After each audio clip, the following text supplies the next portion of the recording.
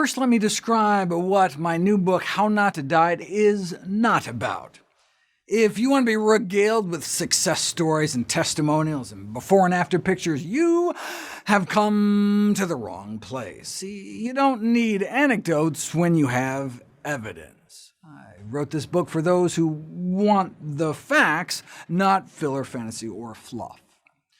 I'm not interested in offering dueling anecdotes, and the last thing we need is more dietary dogma. What I was interested in is the science. When it comes to making life-and-death decisions as important as what to feed yourself and your family, as far as I'm concerned, there's only one question.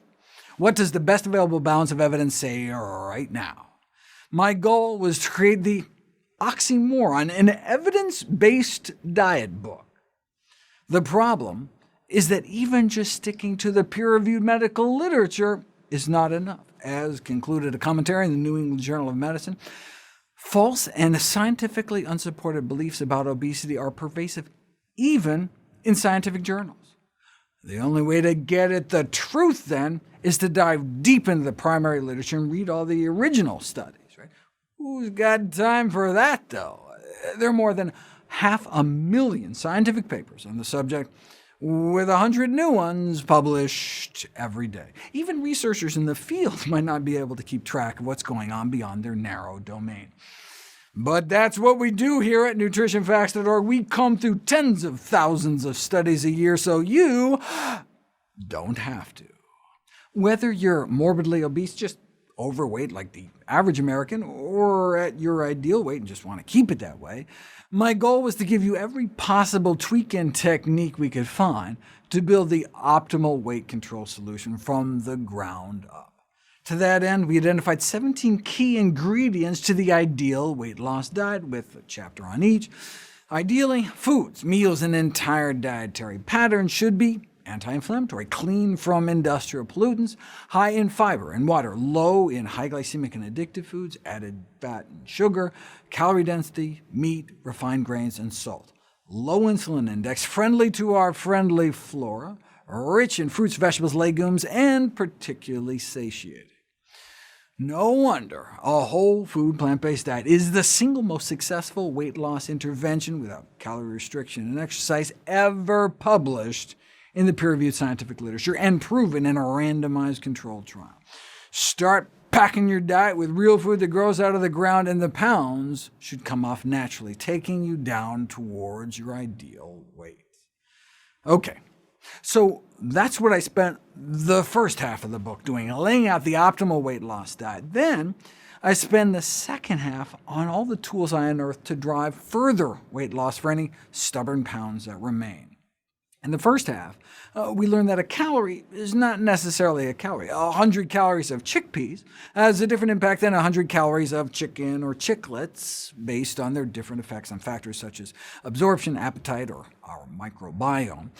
In the second half, I go a step further and show how even the exact same foods eaten differently can have different effects. It's not only what we eat, but how and when. There are specific foods shown in interventional trials to cause you to burn more fat, suppress your appetite, rev up your metabolism, block the absorption of calories, and effectively take away even more calories than they provide. What's more, the context in which we eat matters too. The same number of calories eaten at a different time of day, in a different meal distribution, or after different amounts of sleep can translate into different amounts of body fat. Distinct forms of the exact same foods can be distinctly fattening. And did you know that combining certain foods together can have a different effect than eating them apart?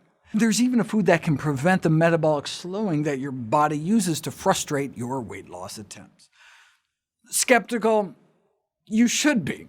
I was too. I went into this thinking I would just, end up railing against all the gimmicky snake oil nonsense out there and put out, the same kind of standard advice on trimming calories and, hitting the gym.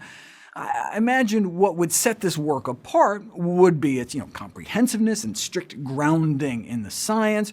I figured the book would distinguish itself, but more as a book of reference than revolution. I certainly never thought I'd stumble across some novel weight loss strategy. I went into this project with the goal of just creating a distillation of all the best science, but to my delight, I discovered all sorts of exciting new tools and tricks along the way, a treasure trove of buried data, like simple spices, proven in randomized, double-blind, placebo-controlled studies to accelerate weight loss for pennies a day. With so little profit potential, it's no wonder these studies never saw the light of day. And I was even able to traverse beyond the existing evidence base to propose a new method to eliminate body fat. It can't be monetized either, but the only profiting I care about is your health. That's why I donate 100% of the proceeds I get from my books, including this one, to charity. I don't get a single penny from my books, but I get something better.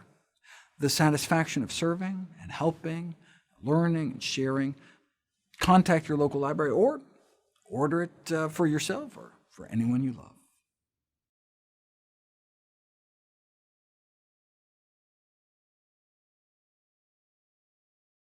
Édesvíz, ezotéria, önfejlesztés, életmód.